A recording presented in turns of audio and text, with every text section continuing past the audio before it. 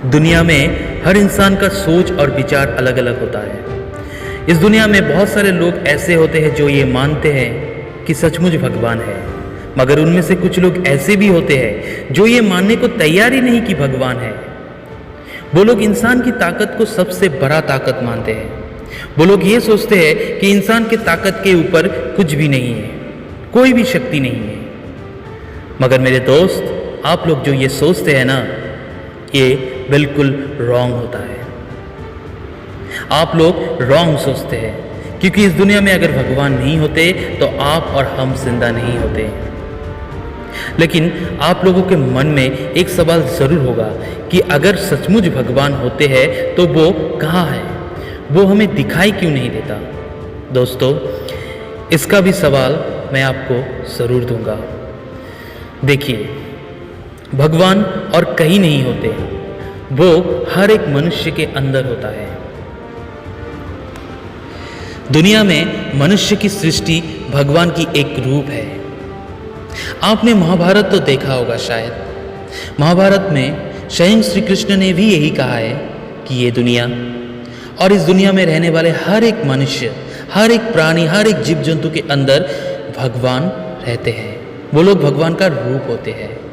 लेकिन आप ये जरूर कहेंगे कि हर एक मनुष्य में अगर भगवान है, हर एक मनुष्य अगर भगवान का रूप है, तो मनुष्य इतना पाप काम क्यों करते हैं, वो इतना गलतियां क्यों करते हैं। इसका भी जवाब मैं आपको जरूर दूंगा। देखिए, हर एक मनुष्य भगवान का रूप तो होता है, पर वो भगवान नहीं होते। वो इंसान को बनाया है सच्चाई की साथ देने के लिए, ना कि दुनिया में बुराई की साथ देने के लिए बनाया। जब भगवान इस दुनिया में है तो शैतान भी इस दुनिया में है, और वो शैतान आपकी मन को भटकाने वाला काम करते हैं।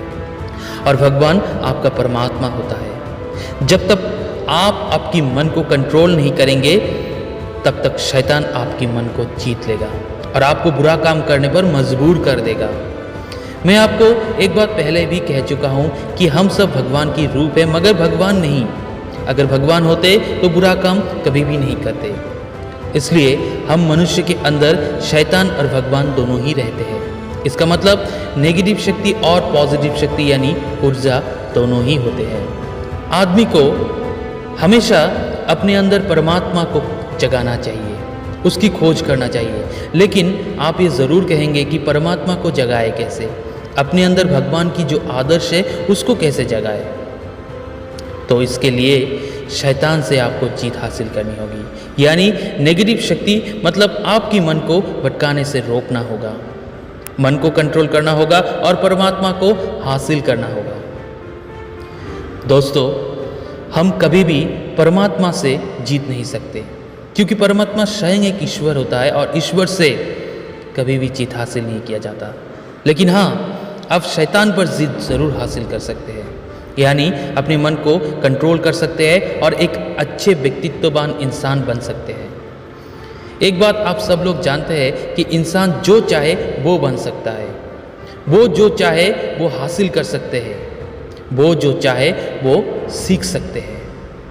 ज़रा ये सोचिए कि अगर हम मनुष्य जो चाहे वो बन सकते हैं, जो चाहे वो सीख सकते हैं, और भगवान भी जो चाहे वो कर सकते हैं, इसका मतलब हम सब भगवान की एक रूप है। दोस्तों, इस दुनिया में मनुष्य को हर हाल में परीक्षा से गुजरना पड़ता है, हर हाल में। जो परीक्षा में अच्छे नंबर लाते हैं वो पास हो जाते हैं, वो जीत हासिल कर लेते हैं, और जो अच्छे नंबर नहीं लाते वो फेल हो जाते हैं और वो हार जाता है। इसलिए भगवान ने हम मनुष्य के अंदर भगवान के रूप भी दिए हैं और शैतान की रूप भी दिए हैं, ताकि हम परीक्षा से गुजर कर जीत हासिल करें या हार, उसका फैसला हमें ही करना होगा। और जिंदगी में परीक्षा मन के ऊपर होता है दोस्तों। जो मन के ऊपर परीक्षा देकर मन को जीतता है तो वो पास हो जाता है, यानी परमात्मा को जीत लेता है। स्वयं वैसे लोग ईश्वर के बहुत प्रिय बन जाते हैं, तब उसके साथ ईश्वर कभी भी बुरा नहीं होने देते, क्योंकि उसने मन को भटकाने से रोका, अच्छे मार्ग पर हमेशा चला। और जो लोग मन को जीत नहीं पाता वो परीक्षा में फेल हो जाते हैं। और ज़िंदगी में दुख का सामना करना पड़ता है। उसके साथ कुछ ना कुछ बुरा ज़रूर होने लगता है, क्योंकि वो मन को जीत नहीं सका। उसने ईश्वर को यानी परमात्मा को हासिल करके बिना शैतान को हासिल किया। तो हम क्या आशा कर सकते हैं दोस्तों?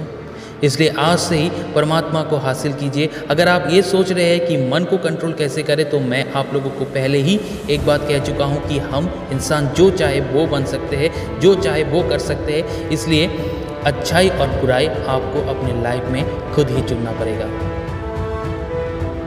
आज से कभी भी मत कहिएगा कि भगवान नहीं होते। वो है और सबके अंदर है और वो सब कुछ देख रहे हैं, लेकिन उसको हासिल करना पड़ेगा। याद रखिएगा कि बुराई को जीतना हमेशा आसान है और अच्छाई को जीतना उतना ही मुश्किल। इसलिए मुश्किल होते हुए भी हमें सर्वदा अच्छाई की खोज ही हमेशा करना चाहिए। Thank you.